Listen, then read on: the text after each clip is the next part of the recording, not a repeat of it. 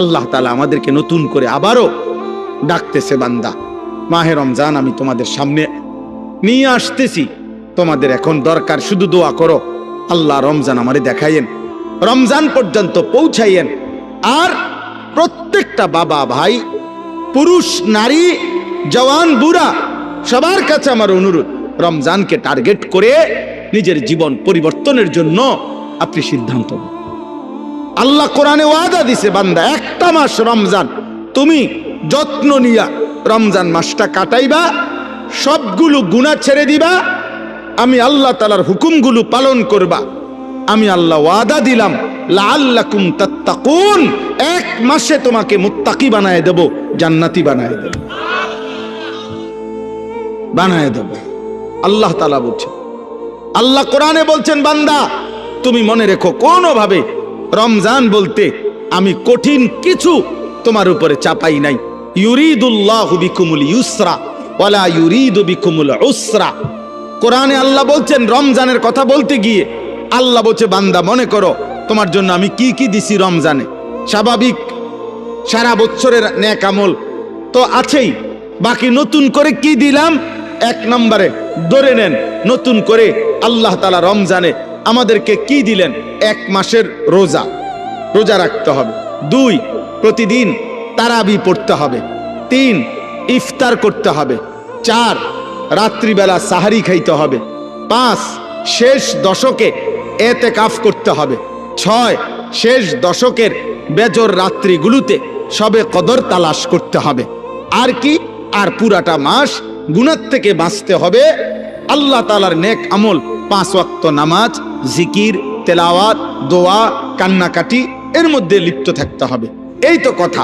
আল্লাহ তাআলা বলেন, বান্দা বিশ্বাস করো, এই যে যা যা দিছি আমি, ইফতার, সাহারি, এতেকাফ, তারাবি, রোজা, নামাজ, আল্লাহ বলে বান্দা বিশ্বাস করো, আমি এই বিধানগুলো সাজাইতে গিয়া, দিতে গিয়ে আমি আল্লাহ নিজে তোমার সহজ যেন হয়, কষ্ট যেন না হয়, আমি আল্লাহ কসম নিজে খেয়াল করেছি। ইউরিদুল্লাহু বিকুমুল ইউসরা, আমি আল্লাহ চেয়েছি তোমার যেন সহজ হয়। ওয়ালা ইউরিদু বিকুমুল উসরা, আমি আল্লাহ তাআলা তোমার জন্য কঠিন হোক এটা চাই নাই। প্রথম যেভাবে বিধান শুরু করছি নবীজির জামানায়, প্রথম রোজার শুরু, রমজানের শুরু, ওইখান থেকেও আমি বান্দা সহজ করতে করতে করতে বর্তমানের অবস্থায় আনছি। শুধু কমাইছি, বাড়াইছি না, শুধু কমাই আনছি। সংক্ষেপে বলি, প্রথম রাসূলুল্লাহ সাল্লাল্লাহু আলাইহি সাল্লামের জামানায় রোজা এর বিধান ছিল কি? এর বিধান ছিল, মৌলিক নিয়ম ছিল যে নবীজির জামানায় প্রথম রমজানের রোজা রাখার নিয়ম ছিল সুবহে সাদিক থেকে, মানে সকালবেলা যেই ভোরের টাইম, সুবহে সাদিক থেকে রোজার টাইম শুরু হইতো। সন্ধ্যা হইলে, সূর্য ডুবলে, মানে আমরা যখন ইফতার করি তখন ইফতার খাওয়ার অনুমতি ছিল। কিন্তু তখন রোজা ছিল কেমন, মানে আমাদের নবীজির জামানায়, সাহাবাদের জামানায় রোজার বিধান ছিল এরকম যে সন্ধ্যা হইলে ইফতারির টাইমে যতক্ষণ পর্যন্ত সজাগ থাকবে, মানে আরেকবার ঘুম না যাবে, ততক্ষণ পর্যন্ত আপনার সে খাবার দাবার, স্ত্রীর সাথে মিলামিশা সব করতে পারবে। কিন্তু সন্ধ্যার পর থেকে নিয়ে যখনই ঘুমায় যাবে, ঘুম আইসা গেলে নতুন রোজা শুরু। মনে করেন এখন যদি সন্ধ্যা 6টা বাজে ইফতার করলাম, এখন সজাগ যতক্ষণ, খানার টাইম এতক্ষণ, বুঝেন নাই হিসাবটা? সজাগ যতক্ষণ এতক্ষণ। 8টা বাজে ঘুমায় গেছে, রোজা শুরু। বা মাগরিব পড়ে বলে কদ্দুর শরীরটা ভাল লাগতেছে না, সারাদিন ব্যস্ত ছিলাম, একটু শুইছে, রোজা শুরু। এটাই ছিল বিধান, এটাই নবীজির জামানায় ছিল। কিন্তু এইটুকুর কারণে সাহাবাদের কষ্ট হইতেছিল। কি কষ্ট? দেখা গেছে অনেকে সন্ধ্যাবেলা ইফতারের সময় হয়তো সামান্য মাত্র পানি পান করছে, বা 2টা খেজুর খাইছে, অথবা খায় নাই, এরই মধ্যে মাগরিবের নামাজ পড়ে ক্লান্তিতে ঘুম চলে আসছে, এই কারণে আর খাবার খাইতে পারে নাই। সারা রাত্র আবার নতুন রোজা শুরু হয়ে গেছে। পরের দিন আবার সন্ধ্যার সময় খাবার অনুমতি। তো ফলে একদিন একজন সাহাবী সন্ধ্যাবেলায় খাইতে পারে নাই, ফলে ঘুমায় গেছে। নতুন রোজা শুরু হয়ে যাওয়াতে আগের দিনের পুরা রোজা, সারা রাত্রের রোজা, পরের দিন দুপুরবেলা হযরত কাইস ইবনে সারমা আল আনসারী রাদিয়াল্লাহু তাআলা আনহু তিনি বেহুশ হয়ে গেছেন একেবারে। তো আল্লাহ তাআলা দেখছে আমার বান্দার তো কষ্ট হইতেছে, তো আল্লাহ তাআলা পুনরায় আবার বিধান নাজিল করে এই কোরআনের মধ্যে আল্লাহ আবার বলছে, ঠিক আছে বান্দা, আরো কমায় দিলাম, এখন সুবহে সাদিক থেকে সূর্য অস্ত পর্যন্ত, এই সন্ধ্যা পর্যন্ত, এই পর্যন্ত রোজা রাখো। সন্ধ্যার পর থেকে, সূর্য ডুবার পর থেকে পরবর্তী সুবহে সাদিক পর্যন্ত সারা রাত্র এইবার ঘুমাও আর সজাগ থাকো। খাবার দাবার, স্বামী স্ত্রীর মিলামেশা, সবকিছুর অনুমতি পূর্ণ দেওয়া হইল। ঘুমাইলেও অনুমতি আছে, না ঘুমাইলেও অনুমতি আছে। আল্লাহ তাআলা বলে, তবুও আমি চাই তোমার যেন কষ্ট না হয়। ইউরিদুল্লাহু বিকুমুল ইউসরা, আমি কষ্ট দিতে চাই না। ইবান কি মায়া করে মালিক বলছে, মা জাআলা আলাইকুম ফিদ্দীন মিন হারাজ। আল্লাহ বলে, বান্দা, দ্বীনের নামে, ইসলামের নামে, কোরআনের নামে, শরীয়তের নামে, বিধানের নামে আমি আল্লাহ তোমাদের উপরে একটা কষ্ট আমি দেই নাই। আমাকে মানতে গিয়ে তুমি বান্দা কষ্ট পাইবা, আমি এমন মালিক না। আমি রাউফ, আমি রাহিম, আমি রহমান, আমি সব জানি আমার বান্দার ভেতর বাহির, যোগ্যতা কদ্দুর, দুর্বলতা কদ্দুর, সক্ষমতা কতটুকু।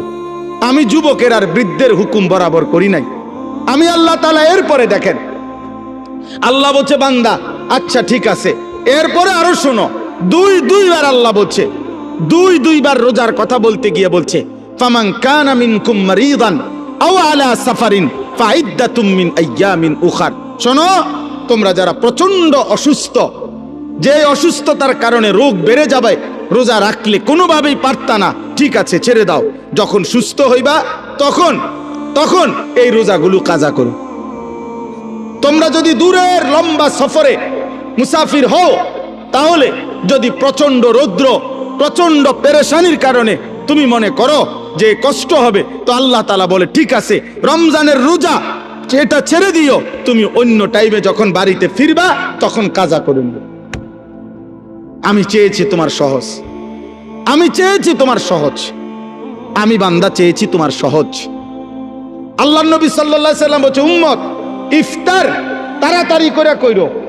আল্লাহ নবী বলছে, উম্মত সেহরি দেরি করে খাইও, মানে কষ্ট যাতে না হয়। ইফতার করো তাড়াতাড়ি, যাতে সময় হইছে সাথে সাথে ইফতার করো, এর মধ্যেই বরকত। সাহারি দেরি করো, যেন লাস্ট টাইমে নিয়ে খাও, কোনো অসুবিধা নাই, যাতে করে তোমার কষ্টের মাত্রাটা কম হয়। মানে সব মিলাইয়া রব্বুল আলামিন চেয়েছেন আমার বান্দার যেন আরাম হয়, কষ্ট না হয়। ইউরিদুল্লাহু বিকুমুল ইউসরা ওয়ালা ইউরিদু বিকুমুল উসরা। একদিকে তো সহজ করার জন্য এত ব্যবস্থাপনা করেছেন, আবার আরেক দিকে নেকি।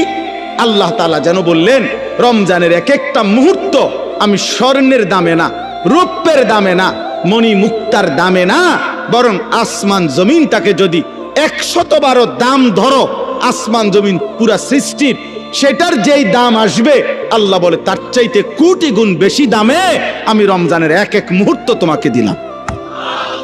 চাও, সেকেন্ড কোটি গুণ দামি বানাই দিলাম। 1/70, এটাও বলছি প্রাথমিক, এটা বলছি স্বাভাবিক হিসাব, 1/70, কিন্তু মূলত হইল আল্লাহ তাআলা এই 70 লেখবার আগেও ফেরেশতাদের আল্লাহকে জিজ্ঞেস করে, আল্লাহ আপনার বান্দার রমজানের এই নেকিটা 70 লিখতাম নি। আল্লাহ বান্দার দিকে তাকাইয়া যখন দেখে গুনাহ থেকে মুক্ত, আল্লাহর জিকিরে তার জিহ্বা ভিজা, আল্লাহর মহব্বত তার কলিজার মধ্যে, সুন্নাত মোতাবেক তার জীবন, আল্লাহ তখন বলে, না 70 না, 700 লেখো, 700, 7,000 লেখো, 70,000 লেখো, 7 লক্ষ লেখো, 70 লক্ষ লেখো, 7 কোটি লেখো, 70 কোটি লেখো, 70,000 কোটি লেখো। এক সেজদা একবার সুবহানাল্লাহ বললে আল্লাহ বলে লেখো 70,000 কোটি সুবহানাল্লাহ লেখো। কোন বেলায় আল্লাহ মহব্বতের জোশে আল্লাহ তার মায়ায় আল্লাহ বলে ফেরেশতা তুমি লিখো না আসা আক্তুবু, আমি আল্লাহ নিজেই লিখবো। এই নেকি তুমি দিয়া পারতা না, আমি দেমু আমার বান্দার নেকি। বলেন বাপ, বলেন। আহাজ মুসলমানের সন্তান, যদি তোমরা বুঝতা যে তোমাদের মালিক তোমাদের প্রতি কি পরিমাণ খেয়াল করেছে, রাসূলুল্লাহ সাল্লাল্লাহু আলাইহি সাল্লাম আমাদের প্রতি কি পরিমাণ খেয়াল করছে। আর দুর্ভাগ্য হলো আমরা যারা আমাদেরকে 24 ঘন্টা ধ্বংস করে দেওয়ার জন্য লিপ্ত, সেই ইহুদি, সেই খ্রিস্টান, সেই নাস্তিক, সেই মুরতাদ, সেই বেঈমান, তোমরা যুবক তাকাইয়েই আছো তাদের দিকে। চুল তোমার বেঈমানের মতো যে তোমারে গুলি করতে চায়, চেহারা সুরত তোমার বেঈমানের মতো যে বেঈমান তোমাকে গলা টিপে মেরে ফেলতে চায়, মেরে ফেলতে চায়।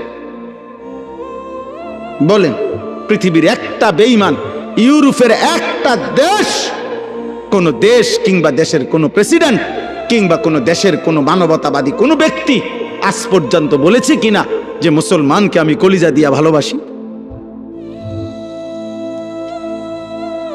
হ্যাঁ, তাহলে যে আমারে ঘৃণা করে, যে আমারে ধ্বংস করতে চায়, যে আমারে 24 ঘন্টা আমার জাতি, আমার গোষ্ঠী, আমার সম্প্রদায়, আমার কওমকে যে ধ্বংস করে দিতে চায়, সে আমার প্রিয় হবে কেন? আল্লাহ আমাদেরকে বুঝ দান করেন। অতএব আজকে আমার এতটুকুই কথা শেষ। আমি প্রত্যেকের কাছে অনুরোধ করলাম, রমজান মুমিনের জন্য ভিন্ন কিছু, আখিরাত প্রত্যাশীর জন্য রমজান আলাদা কিছু, আলাদা কিছু। যার আখিরাত দরকার তার জন্য রমজান অনেক কিছু। যার শুধু দুনিয়া দরকার, ভাত মাছ চাল ডাল আর এই বিল্ডিং, ইট বালু সিমেন্ট আর ফুলকপি ফাতাকপি, আর জীবন যার এই খিরা টমাটো, এ কদ্দুর খাইয়া দাইয়া বনে বিড়িয়ে সিগারেটে সাদোয়ানে আর গফে আর টেলিভিশনে আর নর্তকীতে, এতটুকু নিয়ে যার জীবন, তোর জন্য রমজান কিছুই না, নাফরমান। কিন্তু ইমানদারের জন্য রমজান অনেক কিছু।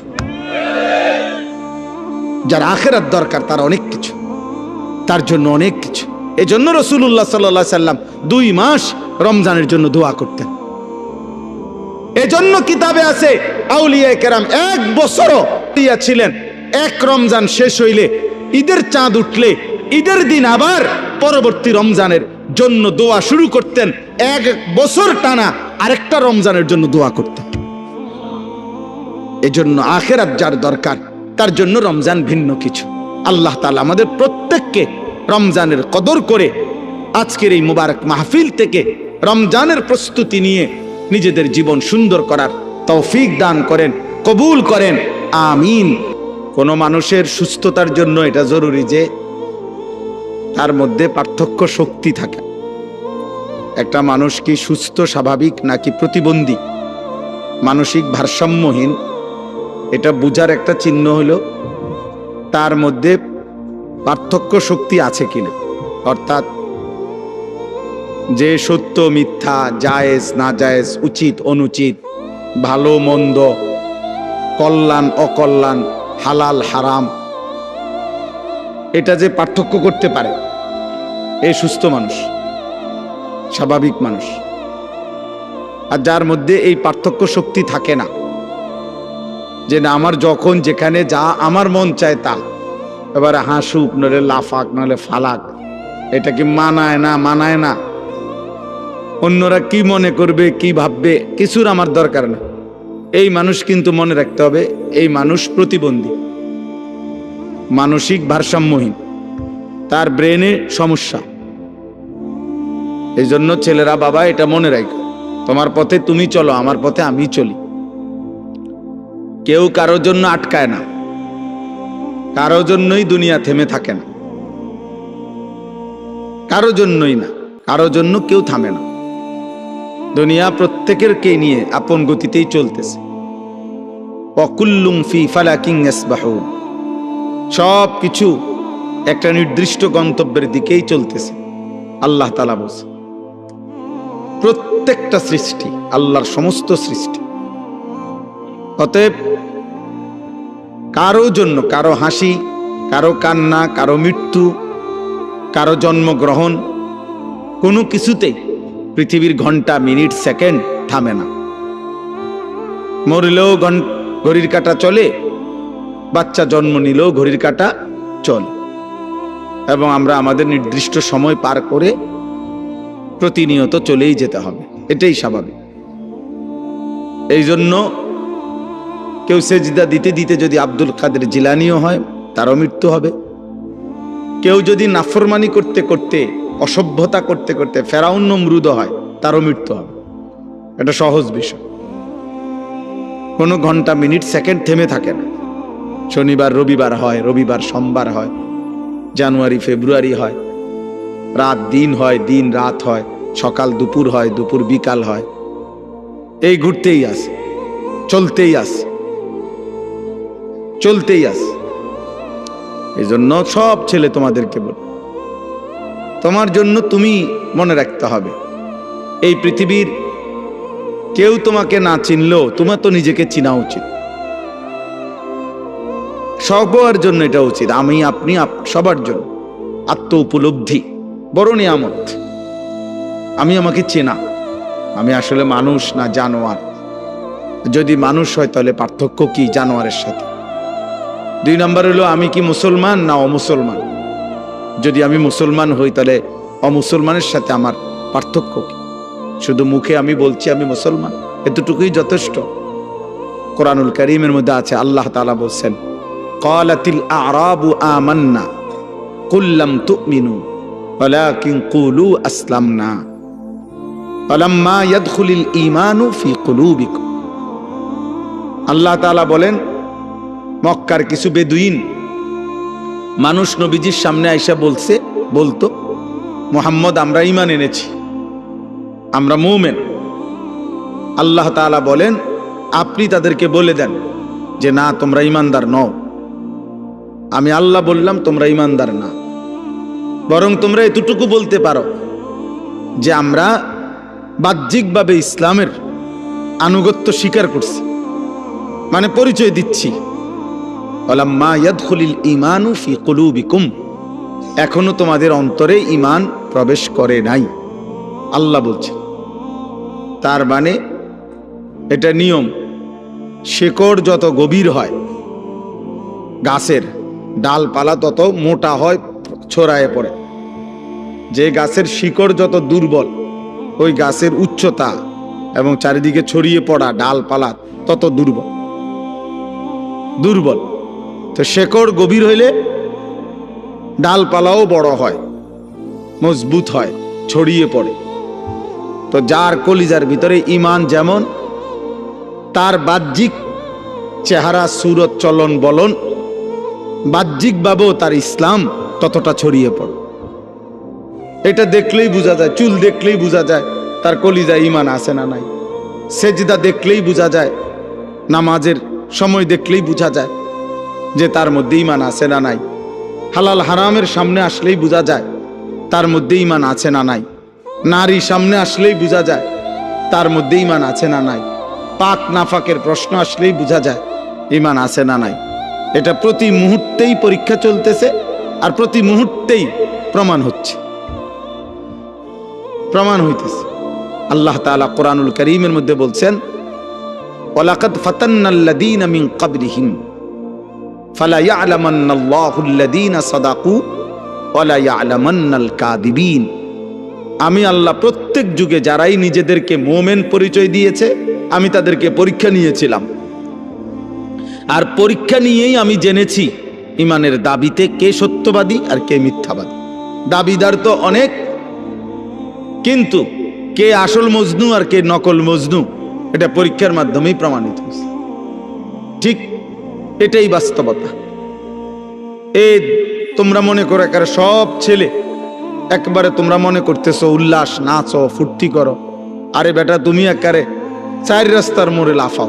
মনে করো তোমার 1 বছরে না 10 বছরে কেউ তোমার একটা শব্দ কিছু বলে নাই, যে আমি আমার এই নারী, ছবি, জিনা, ব্যভিচার, মদ, জুয়া, অশ্লীল দৃশ্য, চুল, চেহারা, কোনো কিছুর ব্যাপারে কেউ কিছু বলে নাই আমি আমার মতোই।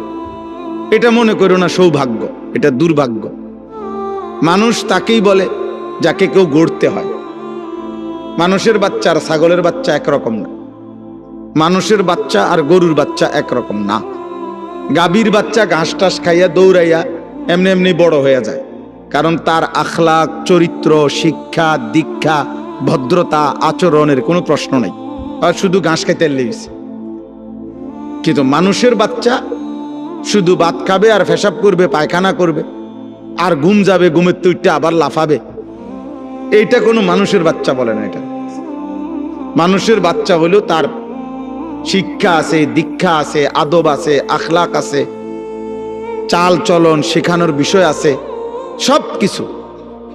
সবকিছু ভিন্নতা।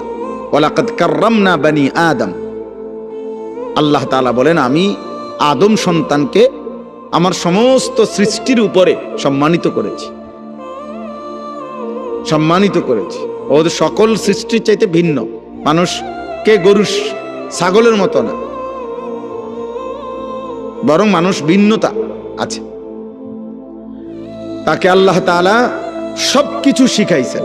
এজন্য নবী সাল্লাল্লাহু আলাইহি ওয়াসাল্লাম পেশাব, পায়খানা, ওযু, গোসল, আহার, নিদ্রা, হাঁটা চলা, খাদ্য খাবার 24 ঘন্টার যা কিছু জীবনের একটা নিঃশ্বাস কেমনে ফেলবে আল্লাহ নবী সাল্লাল্লাহু আলাইহি ওয়াসাল্লাম তাও উম্মতকে শিখাইছে।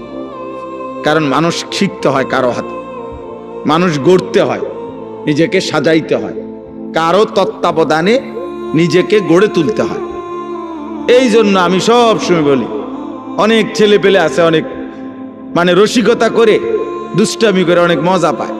মনে করেন কোনো একজন বয়স্ক লোক, কোনো একজন আলেম, বা কোনো একজন দাড়ি টুপিওয়ালা মানুষ, অথবা কোনো একজন মা বোন পর্দানশী, তারে একটা বিদ্রুপ করতে পারলে হে খুশি, যে দেখছ কইছি, হ্যাঁ হে মনে করছে আমি একটা বিরাট কাজ করছি, চালাকি করছি, একটা বুদ্ধিমানের কাজ করছি। বেটা আহাম্মক, বরঞ্চ খবর নিলে বুঝবা যে তোমার উপরে আল্লাহর লানত, এই কারণে তুমি আল্লাহর থেকে বিমুখ, তোমার উপরে অভিশাপ মূলত। হ্যাঁ, এই জন্য তোমার হালাত, এই জন্য তোমার হালাত। তোমার 365 দিনে এক বছরে এমন একজন কেউ জোটে নাই যে তোমারে একবার মনে করাই দিবে যে কিরে আব্বা ফজরের নামাজ পড়তি না। এই কথাটুকু বলবে, তোমার এটা দুর্ভাগ্য, এমন একজন মানুষ জোটে নাই তোমার কপাল। তোমার 24 ঘন্টা পার হইয়া এখন তোমার ঘুমের টাইম, রাত 12টা, তোমারে কেউ একজন মানুষ তোমার কপালে জোটে নাই যে তোমাকে জিজ্ঞেস করবে যে বাবা আজকে সারাদিনে 5 ওয়াক্ত নামাজ পড়ছো কিনা। এই কথাটা জিজ্ঞাইবার মতো একজন মানুষ তার কপালে নেই। এর চাইতে বড় লানত তার কপালে আর কি, এর চাইতে বড় অভিশাপ কি আর।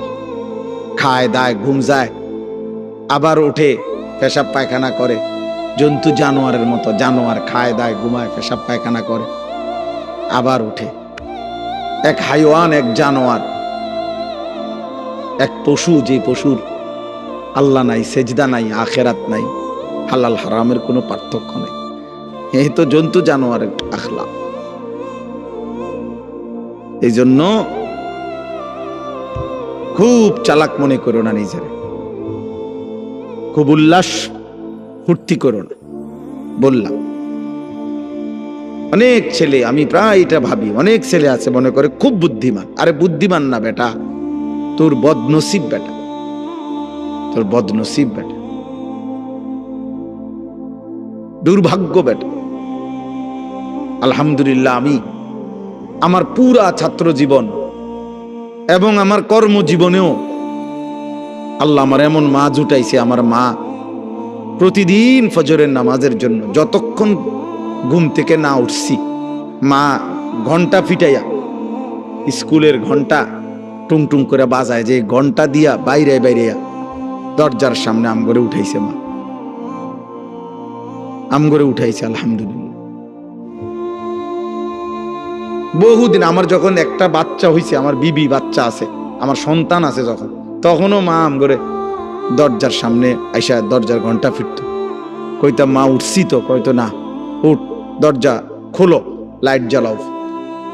শোয়ার থেকে উঠছি তো, কইলে হইতো না, তাহলে এটা সৌভাগ্য আমার জীবনে। আমার জীবনে সৌভাগ্য যে আমি ছাত্র জীবনে আমার বড় ভাই আমার দিকে বারবার খেয়াল রাখছে। আমি চুল কাটে আসছি তো বড় ভাই হাত দিয়ে দেখছে চুল সমান হয়েছে না, বলছে আবার যাও। 3 বার চুল কাটাইছে, একবারের চুল। আলহামদুলিল্লাহ, বিনিময়ে ঠকি নাই।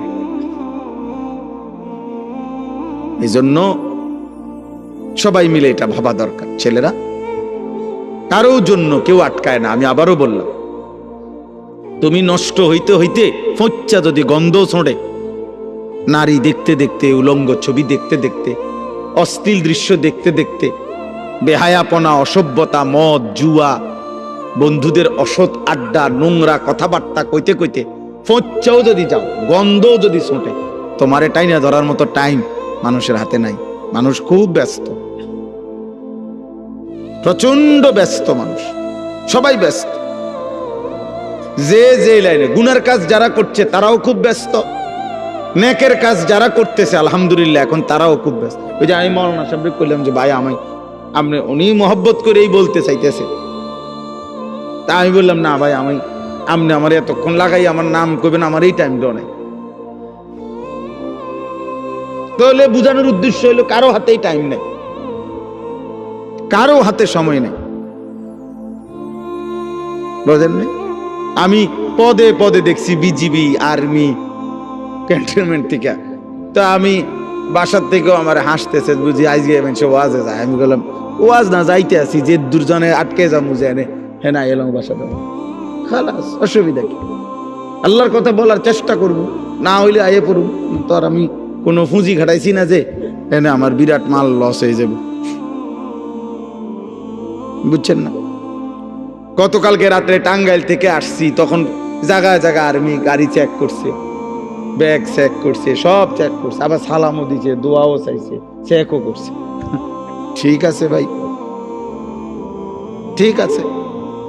এজন্য বললাম আব্বা, মানুষ প্রচন্ড ব্যস্ত, প্রচন্ড ব্যস্ত। মানুষের মধ্যে এখন দুনিয়া, মানুষের উপার্জনের চাহিদা বেড়ে গেছে, কর্মের বিভিন্ন সুযোগ বেড়ে গেছে এবং টাকা পয়সার প্রয়োজনও বেড়ে গেছে। আমি প্রায় বলি, আগে এক বাড়ির মানুষ ছিল 20 জন, টয়লেট বাড়ির ওই কোণাত একটা দিয়ে সারত, বেড সবাই।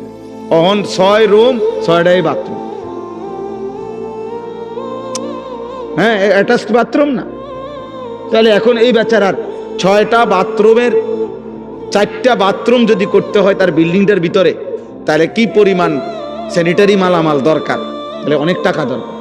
অর্থাৎ যেখানে একটা ঘরের চাহিদা 5 লাখ টাকায় পূরণ হইতো কথার কথা, সেটা এখন 20 লাখ টাকায় পূরণ হয় না। তাহলে মানুষের এই 15 লাখ টাকার যে ঘাটতি, কমতি, এটা উপার্জনের জন্য তাকে আরো ব্যস্ত, বেশি পরিশ্রম করতে হচ্ছে। হালাল হারাম তো পরে, মানে মেহনত করতেছে সবাই, টাকা দরকার আরো। দুনিয়া স্বাভাবিক চলতে হইলে আরো দরকার, আরো দরকার।